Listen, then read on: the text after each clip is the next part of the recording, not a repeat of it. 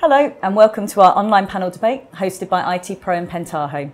I'm Madeline Bennett and today I'm joined by Wael Erifai from Pentaho and data expert Rennie Millman to discuss how firms can go beyond big data and adopt strategies that deliver actionable insights. We'll also be opening up the discussion for audience questions later on, so please do submit your questions through the viewing console on screen and we'll have a short poll for you to fill in at the end as well. So, big data. Information overload's a term we've all grown used to as the amount of data continues to grow, leaving many firms struggling with this to work out how they can take advantage of this deluge. To complicate things further, the information is stored in a disparate range of apps and websites. Big data offers the best answer to these problems, and today we'll be giving some great tips on how your firm can access, mine and visualise all this data wherever it lives and why it's worth making the effort to do this. Before we kick off our discussion, Wael and Rennie, can you just introduce yourselves for our audience, giving a little background about yourself, your role and experience around data and analytics? Sure. Wael? My name is Wael Erifai. I'm the Director of Enterprise Solutions at Pentaho. My background is actually machine learning, statistics, and AI. And what I do at Pentaho is I help work with our enterprises which are dealing with very complex problems, big data problems, Hadoop challenges, and I help them figure out what they can actually solve, what's the technology required to solve it, and what kind of processes need to be in place. Okay. Rennie? I'm Rennie Millman. I'm a freelance writer and broadcaster. Been a tech journalist now for 20 odd years, covering mostly infrastructure stuff like cloud and big data and mobile technologies. Okay, thanks both. So I thought first off it would be useful to get your views on whether we're at a stage where most businesses are already using big data analytics in some form. Wael, I'll come to you first. Sure. I'll start, but let's talk about what we mean when we say big data. So big data, sometimes people talk about the 3 or sometimes 4 V's, right? The volume, the variety, the velocity, and the veracity, the truth of data, right? What some people mean on the technical side is they're just talking about Hadoop, right? So I think that small, medium enterprises are starting to get there. Large enterprises are pretty much universally playing around with it. They're starting to figure out what can they do with it, how they can leverage all that unstructured data and blend it to IoT data and whatnot. So we're starting to get there, I think. Okay, and yeah, actually, I was going to ask: would you both say that big data is something that's restricted to just the large enterprise? Because I think that's often been the perception and was certainly the starting point. Rennie? Yeah, well, I think with big data, because it does cost. It does cost. So generally speaking, you're going to get the large enterprises that are going to look at the big data projects first. I think we're going to see a trickle down effect where the smaller, the medium-sized enterprises and the small companies will look at big data sometime in the future. But it's generally speaking a matter of cost that prevents that from sort of gaining any particular traction at this present moment in time. A few years down the road, it could be a different beast altogether. And Wael, are you seeing that reflected within Pentaho's customer base? I think so, but I dare say we're actually already seeing the shift. Because when we see things like the cloud technologies out there, the ability to deploy on Amazon your big data infrastructure, we're starting to see already that there is no huge capex up front. You can just do sort of marginal costs. So I think we are seeing the democratization of big data, we can call it. Okay, and so definitely like medium-sized businesses, large enterprises, perhaps not the tiniest, the sort of one-man bands at the moment. Yeah, no, I think related to what you said, it's correct. We're starting to see the shift. We're starting to see that shift. Like I said, it depends on how. If you're a very small company, you've probably got very small data needs. So it's not big data for you; it's data. Yeah. But again, if you're one of those bigger sized companies that has a lot of data. It depends. Like I said, it's just a matter of cost, and like you said, it's cloud that's going to change the equations for those smaller companies. Okay, and then what are the key benefits that firms should be looking for when they're rolling out their big data systems? Rennie? You've got to focus on what you want out of big data. It's about like spotting trends for your business. Improving customer response, just to name a couple. You've got to focus on what you want, really, and what data you have. Yeah, I would say that in the world we've been living up to now, let's say the last 35, 40 years, we've been talking about data warehousing, right? And data warehousing is really great when you have sort of shared KPIs, shared goals. You know exactly what you're looking for. You want to look at the world as it is today, and you want to look back, right? When you want to experiment or predict the future, it's much easier to do this with big data technologies, right? When you want to bring in data from sources you've never dealt with before, when you want to create an R&D capability, I think it's much more suitable for big data than for the enterprise data warehouse world, for instance. Okay. And which core elements should businesses be looking for when they're assessing and deploying big data technologies? So I'm thinking around technical and technology core elements here. I would say common frameworks, languages that are, if they're having to code something, it should be languages that are well understood. The knowledge of those languages is widely spread. Hopefully many vendors are dealing with those technologies. And I would say open source to some extent, right? And there's always this discussion of proprietary and open source, and I'm sure we'll get to that at some point. Mm-hmm. Yeah. But I would say definitely you want to look at those types of things that are open source and things that have a pretty good following behind them. That's a big element. I mean, ultimately all we're talking about is data storage and data processing, right? So we just have to make sure that the techniques you have to use around them are common and widespread. And René, would you agree that open source is the way to go? Well, I would say open source is just one thing. It shouldn't really matter too much. What companies should focus on is the right tool for the job. So it doesn't really matter too much if it's open or proprietary tools that you use. The big question I feel in this whole debate of open source versus proprietary is the kind of level of support you get from who you partner with in your big data project. Because ultimately, for any project, any technology project, you need someone that you can point at and shout at if things go wrong or they're not working as planned. Yeah. What the nature of the tool is, almost irrelevant here. It's basically the people and the processes. Yeah, that's a good point. I mean, we talk about this like it's a binary state, open source or proprietary, right? The reality is it's all kind of there's kind of a gradient between the two. Something might be actually open source, but due to its complexity, it's functionally proprietary. Mm-hmm. So I think everything sort of exists on a continuum there between the two. So there are more complexities, then it's not that simple. And so it's not something that firms and IT managers need to make a decision between, do we go down the proprietary route or the open source route? It's really looking at the package and the products and what they're looking for out of the... Exactly. You shouldn't look at this as like tenets of faith. Either you're in the open source camp or you're in the proprietary camp. Well, as I said just previously, it's all about if the tool is right for the job. Will it help you achieve the outcomes, and will you be able to get the right kind of backup from a partner? Commercial open source. Yeah. Okay. And something that's been an issue with some proprietary systems in the past is that they're not the most flexible systems, and so obviously I'm sure most of our audience would be interested in investing in big data technologies that when their needs change, the technology can change with them and it's flexible and adaptive. How can firms make sure they're finding technology and investing in it that is flexible and adaptable? So from my perspective, that is why having someone to yell at, that's the commercial side of it. And I think the nice thing with open source is that you end up with many different commercial entities working with common frameworks. So if we look at the big data space, like the core systems like Cloudera or Hortonworks or MapR, they kind of exist on a gradient between open source and commercial. But they all kind of use a common infrastructure.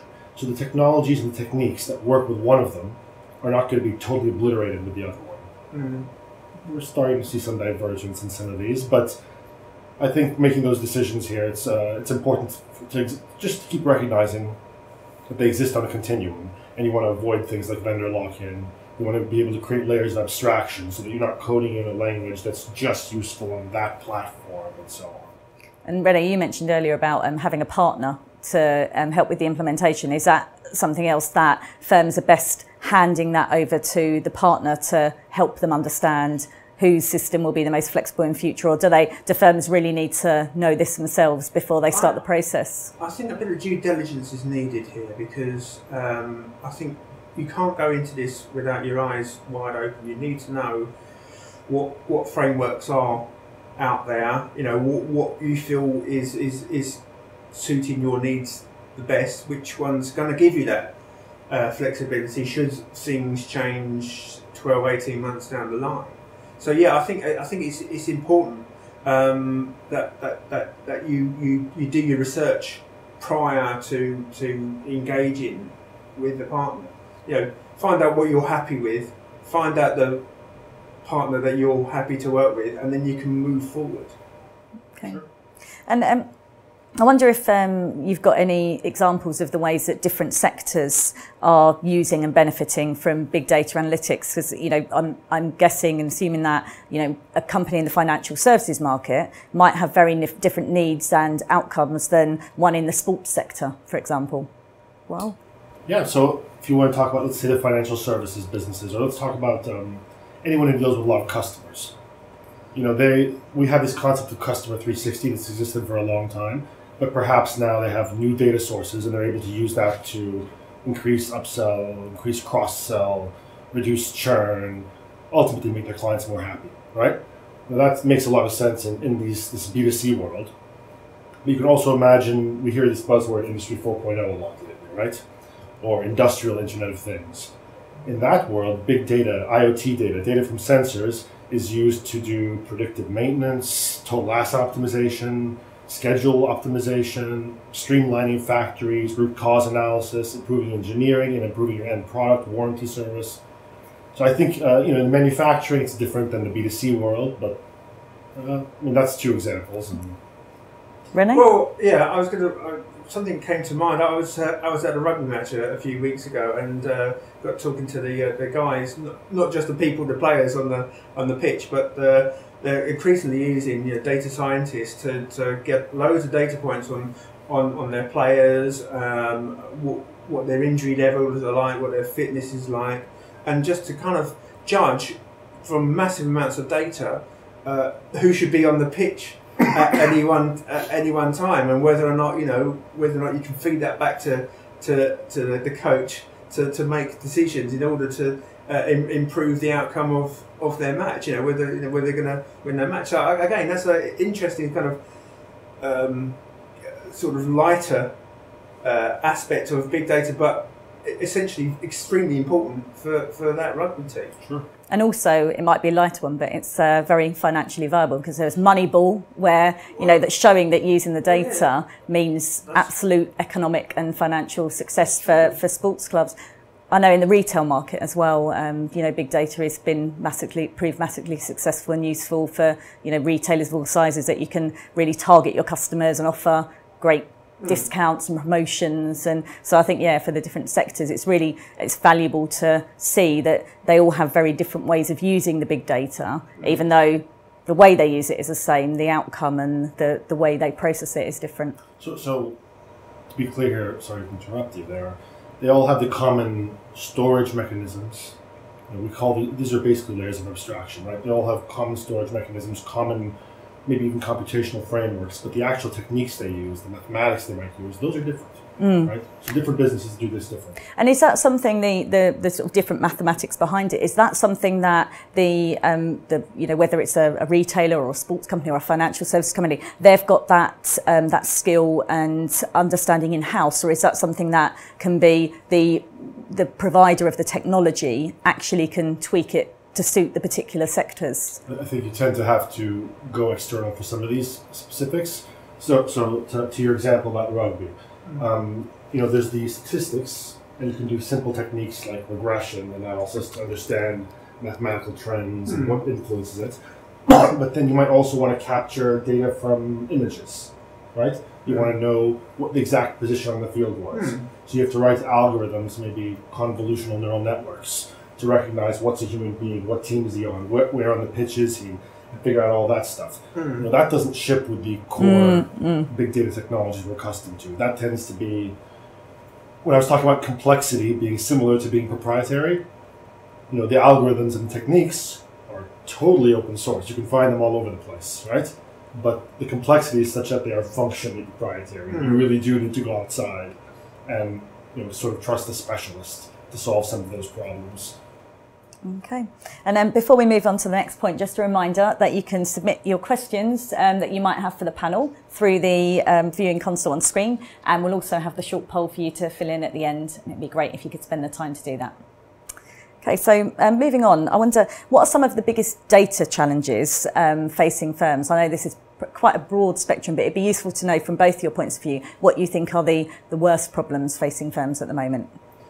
René? Well, I think you've got this unstructured data, and you also got this silo data. I think we're going to come on to that in a second, but just being able to look at and process wildly different types of data is going to be a massive challenge for anyone that's going out for embarking on a big data technology project. Yeah, so when you have these unstructured data, commonly one of the first things you have to do is feature extraction.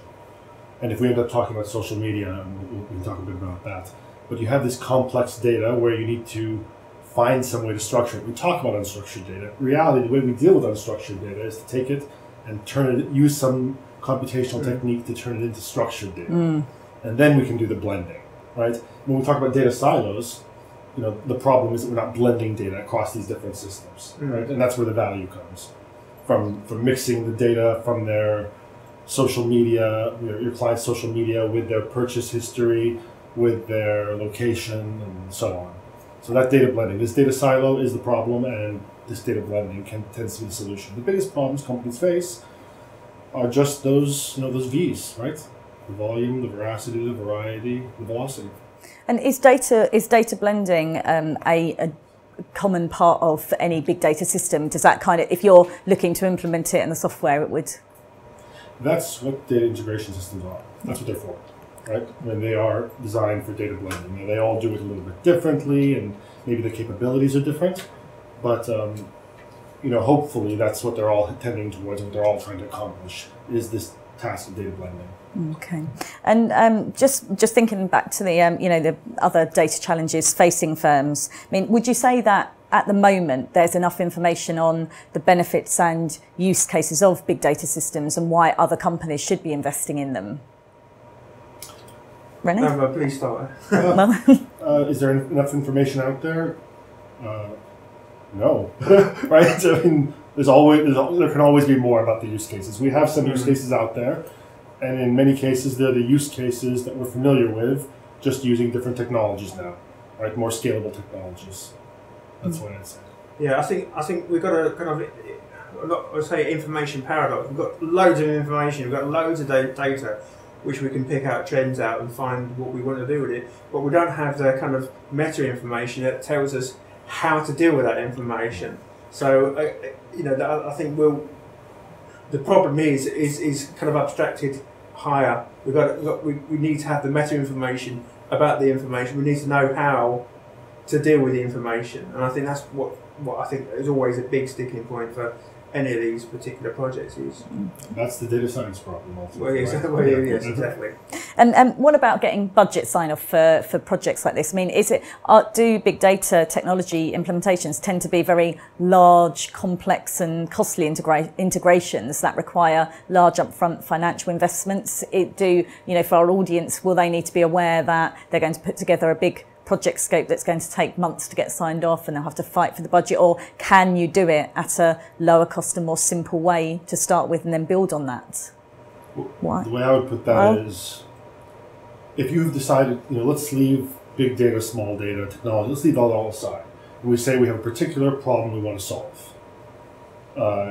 If that problem is a big data problem, then it's a pretty straightforward ROI calculation. The idea behind these big data systems, they were developed precisely because scaling out was the only viable way of solving these problems. It was the lowest cost way of solving these problems, rather than scaling up, building huge monolithic systems. It came to be the case that it was not worth storing a 3-year-old tweet from somebody to know their preferences and do that. If not just store it, but be able to do computations on it. And we found that without these sort of big data Hadoop-style systems, distributed systems, using commodity hardware and open source software and whatnot, you could not make it. You could not meet the ROI needs you had. So I think that we kind of let's leave that. Let's start by saying what is the problem we want to solve, and then we decide which one is the cheapest way of solving it. Not necessarily. We don't say, we have a problem. Let's use big data. Okay, Rene, have you? Well, I was going to say that with a lot of projects. If you're going to start off like a sort of big bang, kind of try and do everything all at once, you're hardened to nothing. I agree with what you say. You've got to conceptualize the problem and then look to solve that problem. But also, I think if you've got a big problem, you have to kind of break it down into the smaller problems, and perhaps go for the quick wins. Look at what the little problems you can solve. Kind of demonstrate that to the board, get the executive buy-in, and then kind of work from there and increase the scope outwards until you've actually hit that bit where you're solving that bigger problem because you've got the wider picture, so to speak. Yeah. And you referred earlier to social media, and obviously the world has changed a lot from the days when everyone used the purchased, agreed one computer application, that everyone used it within the business, and then email came along, but that was nice and structured, and people could keep a hand on it. And now we've got everything from Twitter, Instagram, you've got video, YouTube, and Pinterest, and whatever. How can firms even begin to keep a handle on all of this? And also, do they need to? Is it something that for certain firms they should just let the whole social media data collection quandary pass them by?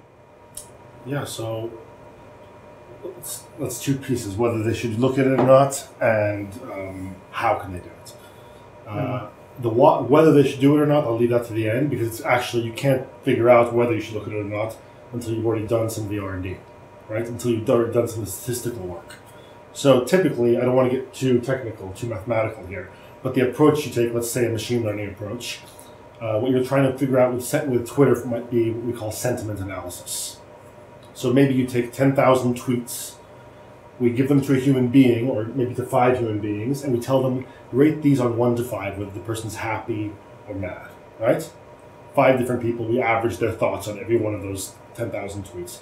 Now we take 7,000 of those tweets, we run them through our machine learning algorithm, telling the algorithm, this is what we call supervised learning. Mm-hmm. It has the incoming data, and it knows what the outcome should be. You design the algorithm, you do the feature extraction, you design it so that it builds an algorithm that will produce those outcomes. Now you take the remaining 3,000 or 2,000, however many we left over, and we feed them through, and we see if the outcomes that the model produces match the ones that the human beings produce.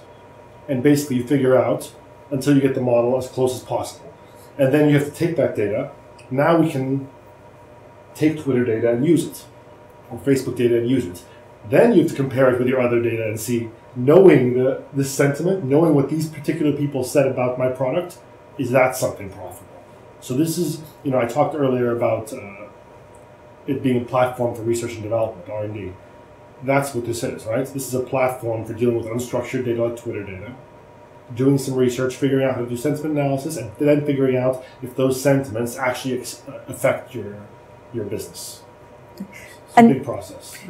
It is. That sounds, very complex. And are the big data systems in place that can already do this for companies, so that, or do you always need to do that first check of having the humans doing it versus the machine? I think so. I don't think we got to that stage in machine learning or artificial intelligence where we can get the kind of mimic the human hunch.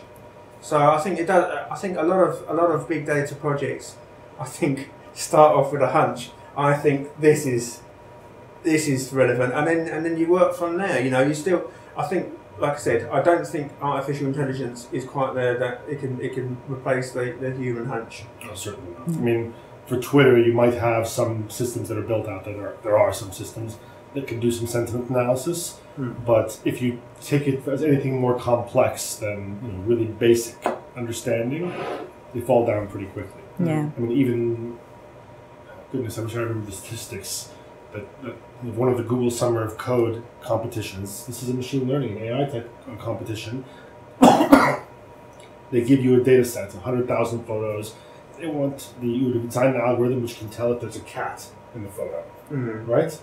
And I think the last one I heard about had something like 45 or 60% identification capability, right? And you might think, wow, that's amazing, that's great. Except when you step back and say, well, a 4-year-old would have gotten 100%. Yeah. Right? So no, they're not. They don't have the human hunch at all. No. So we're still a long way from there. So luckily, we're not going to all lose our jobs. Yeah. Well, that's it brings us nicely onto the issue around skills and staff training, because it sounds like then that unfortunately for companies looking to save costs in recruitment, they might need to go out and actually hire more staff. So wonder, do staff need particular training or skills to be able to come in and manage these big data systems and handle things like these big Twitter data projects? And where can they best or if companies need to recruit these people, where can they best find them? Well, I always think that because of the way that technology changes and the way that languages come into fashion and out of fashion and what have you. I think I can't say now you've got to learn this and this. These skills or languages. I wouldn't say that. What I would say is you've got to look for people who can quickly learn new skills, can demonstrate that they can learn skills.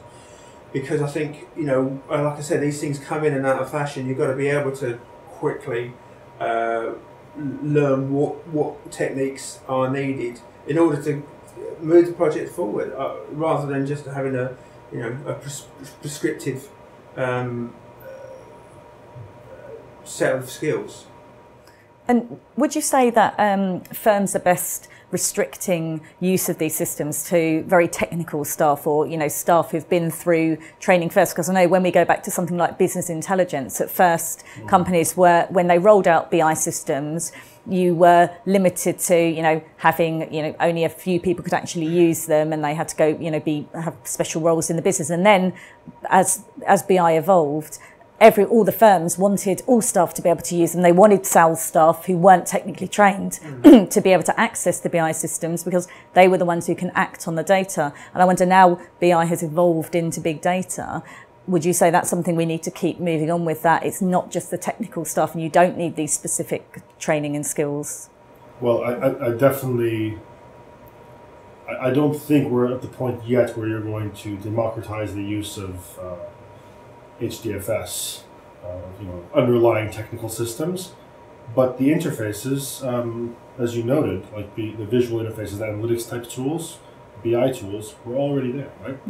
And in many cases, when we're dealing with the structured data in big data systems, hopefully you'd be using a very similar type of interface, visual interface. So I think that it's great to roll it out to the people who do the work and the people who manage and plan, because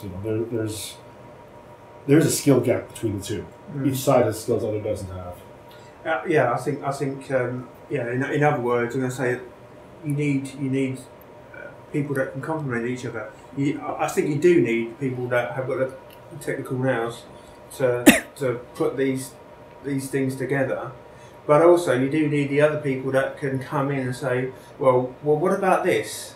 What about that? Because the people who do the technology side may not necessarily think about the questions that they need to ask the system to get the outcomes. So you kind of need both to be working together in order to get what you want out as an organisation.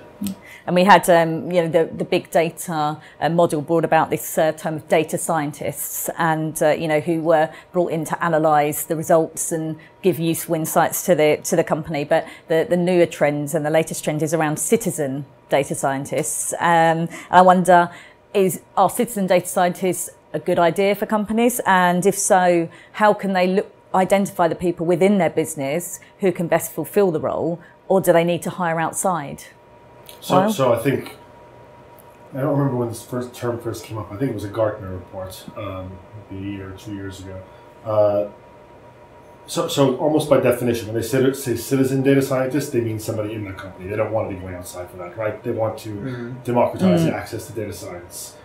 But the way, when I read into that report some time back, I remember that one of the things they were focusing on sounded much more like data engineering than data science. Conforming of data to match certain rules, or doing simple statistics. I don't think we're at the point yet where the really complex problem solving can be done by the citizen data scientist, and I don't think that's the goal. I think the purpose here, I don't think anyone's thinking about, oh, now you can get rid of all your high-priced data science resources.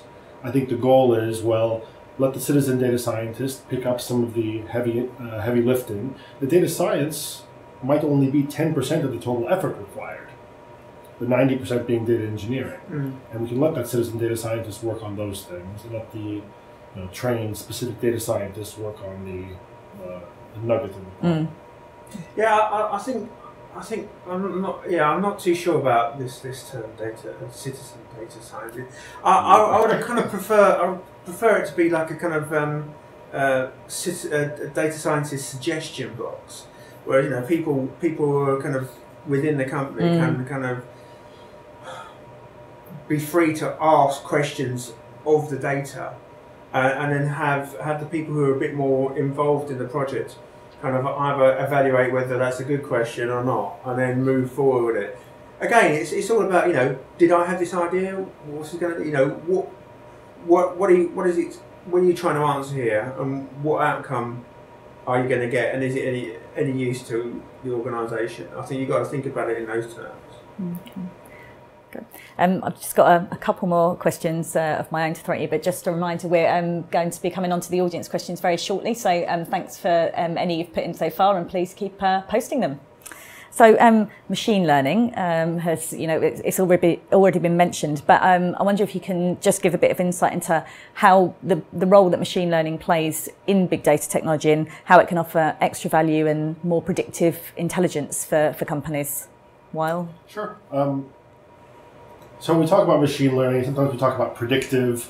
The terms have started to get a little mixed up, and I don't want to go through a lengthy polemical here on what exactly is what. You can think of machine learning as an extension of statistical techniques to solve particular types of problems. There are particular types of problems that are well suited to the techniques that we call machine learning. And I think that they are they require a measure of expertise, and they are absolutely key to most of our modern, many of the problems we have not been able to solve in the past. Which is to say, these are problems where, we think that, it should be easy to get it done, but we don't know how to define how to get that problem done, right? So we instead design a system which can mimic the way we think our brain works. And that's the idea behind machine learning, and it does require some measure of expertise, and I think it's absolutely key in pretty much every industry. Okay. Yeah, I think machine learning here is just a process, really. It's taking what you have learned as a human and then applying it as an algorithm, primarily for the purposes of getting to the outcome faster. But I think, again, with machine learning, you still need a human at either end to put the data in, and also whatever your outcomes are, to check whether this makes any sense. Really. And we've had reference to the cloud earlier, and wonder, do you have any final advice for firms on whether they're better off using cloud for their big data systems, or whether on-premise offers them just as good value and could be more suited to certain companies? René? Well, I think with the cloud, it comes back to what we were saying earlier in the top of the discussion. Can the smaller enterprises use big data? And it was come back down to the cost. With cloud, it does change the equation there. You can use cloud as a smaller company to get your hands on that large infrastructure to do those big data projects, and only pay for what you use. So it kind of changes the cost equations there. I would say, when you get to be a larger enterprise, then perhaps on-premise is a better bet for you, really. I think I would say that I would agree absolutely for smaller firms, and for larger firms, If you have low volatility in your needs, then probably I'm not sure that cloud brings a whole lot of benefit. But if you have a high level of computational volatility or constantly growing sizes of data you need to store, I mean exponentially growing, I think probably cloud makes sense. Okay, great. Okay, well, we'll open up the floor for some digital audience questions now. So first up, we've got James from HSBC, and he asks, he's asking an automation tool question around big data. It's irrelevant of big data storage, the automation needs to handle legacy solutions. Do you prioritize automation to define big data, or prioritize automation after big data is ready? Okay, so that's a pretty good question. I think I understand what James is referring to. There are elements which can be automated.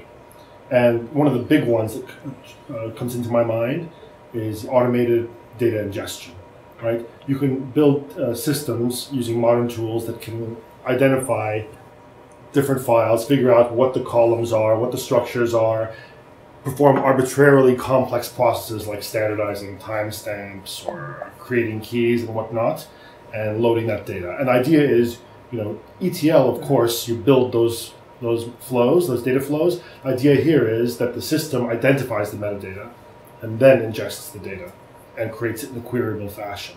So you don't have to build the ETL flow anymore. The system is building it itself. So I think absolutely for big data, that's absolutely key, creating some level of automation around that, around data ingestion especially. There's a lot of research lately, a lot of research I've been reading lately is around automation of machine learning and the AI techniques. Now, to some extent, you see tools like Watson and there's many other ones out there right now that are doing this kind of thing. Some of the more interesting research I've seen is out of MIT and Stanford. But those all still kind of fall down at the point of, we have to have done some sanity checking of the data even before running it through these automated statistical algorithms. We can't just run it through because if we haven't done some sanity checking before, the output's garbage. Garbage in, garbage out. Okay. Yeah, I think, just to reiterate the point, I think this is not a chicken and egg situation. I think when you look at when you start getting the big data in, or the data sets that you need to look at, you can, as a human, identify stuff that can be automated and then run them through. But also, when you come out the other side and you've verified that the data's all right, then you can kind of have an iterative process where you think, well, actually, we could automate on top of this. So you're kind of finding your way that you can start off with perhaps automating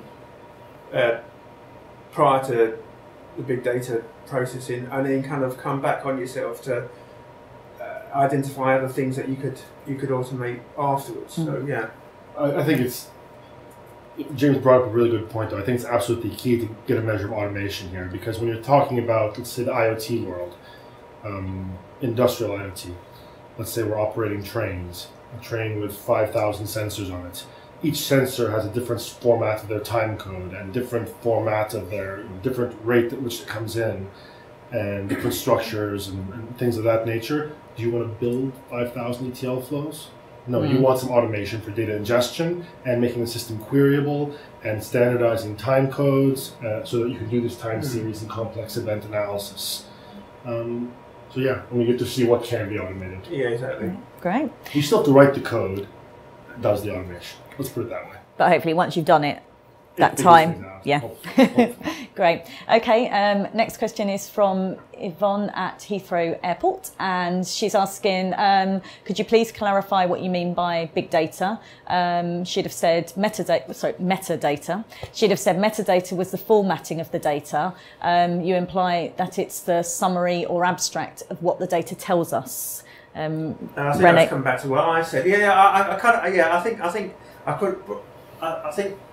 I understand what Yvonne means, because metadata is data about data. I think what I was trying to get at was that you have data, but you need information perhaps in your head or knowledge of processes to know what data you need to extract. So it was kind of what I meant was,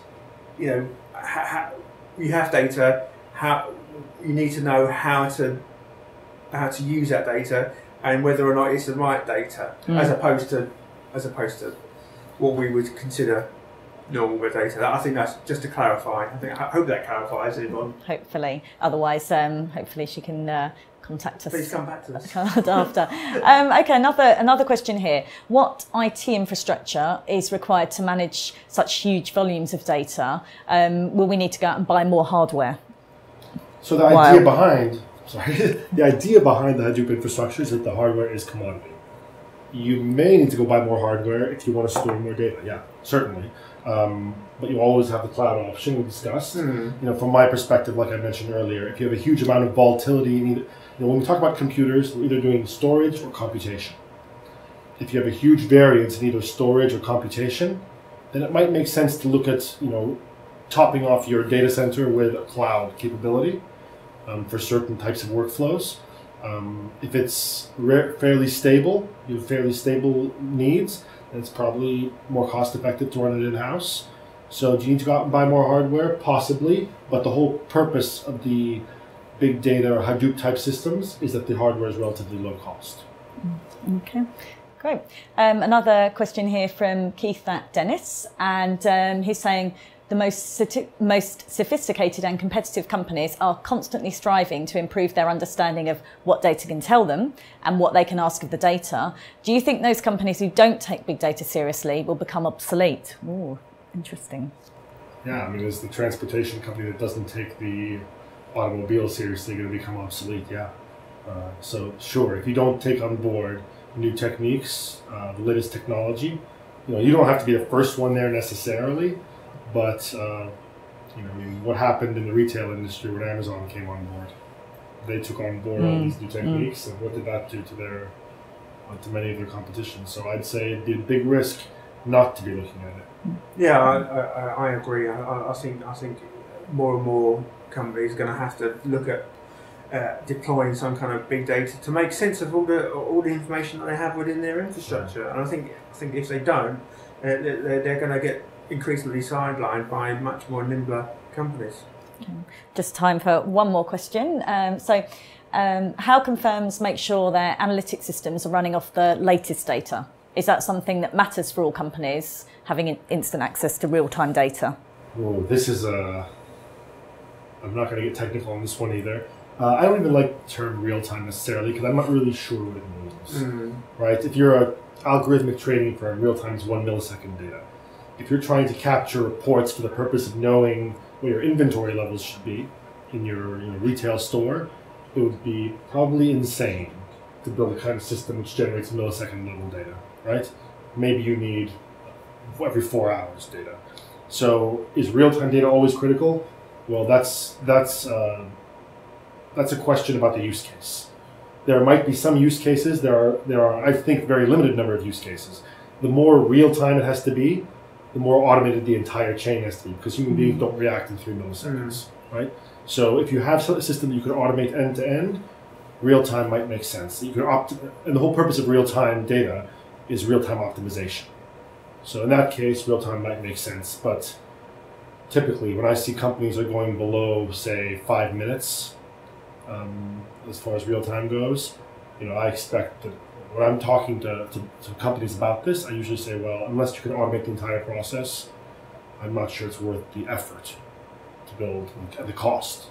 Because, the cost is exponentially growing. As you try to go from 5 minutes to 5 seconds, it doesn't just go up like that, right? It goes up like that. Yeah, I agree. You've got to define what real time is and how important it is to you, because the costs just skyrocket. So it's a cost benefit ratio. That's all I can add to that, really. Yeah, but it sounds like it's this whole real time thing. Might be a red herring around big data and isn't the be all and end all. I don't want to go that far. Let's call it business time. Yeah. Right? Whatever your use case is, figure out how fast you can react to that problem. And that's what real time means in that case. Okay. As long as you get the outcomes in a timely manner, that's what really matters. It doesn't matter how quickly you can pull the data off and manipulate it. Great. Well, thanks, Wael, and thanks, Rene, for such an interesting debate. Thanks very much to our viewers who joined us today for our session on big data. I hope you found it useful. You'll now see the feedback poll popping up onto your screen. We'd really appreciate you taking the time to fill out this short poll. And thanks very much for watching.